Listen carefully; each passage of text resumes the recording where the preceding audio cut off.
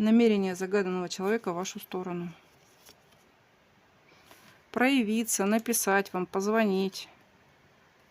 Медлит с этим, но у него, он хоть и не действует, например, там какое-то время, а у него нет такого, что это угасает, это наоборот увеличивается, как, так сказать, сила притяжения растет. Он, кстати, ни с кем это не обсуждает, один переживает это. И у него, почему его тянет к вам, у него любви такой не было, у него в прошлом такого не было. Скорее всего, первый опыт такой влюбленности. Он переживает за то, что вот если не действует, если не напишет, то ваша любовь, она может перевернуться, может пройти мимо. У него существуют ограничения, за которые он не может выйти. Это может быть треугольник, в который он не может вступить, потому что есть постоянные отношения. Будет проявляться, будет говорить о своей любви, о своих чувствах, даже не рассчитывая на взаимность, даже не думая о том, что вы его там можете каким-то образом принять. Вы можете, женщина может быть даже постарше него, и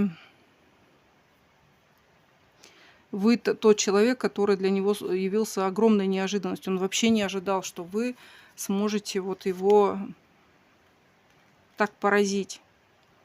Он и побаивается вас, и спит плохо из-за вас. У него вообще жизнь поменялась его. У него семья, скорее всего, и вот эту семью сейчас будоражит и лихорадит от того, что он влюбился в вас. Человек, который не смог удержать свои позиции, вы чем-то похожи с ним, может быть, характер похожий, может быть, у вас увлечение одинаковое, чем-то, может быть, остроумие, то есть здесь об остроте ума также говорит мечевой аркан о том, что вы умеете разговаривать, строить так диалог, что и ему интересно, и вам с ним интересно.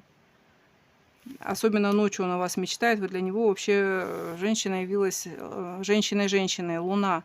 Вы та, о которой он всегда мечтал. Он будет развивать с вами отношения. И если даже случилось между вами что-то, что вас разлучило, он вернется в вашу жизнь.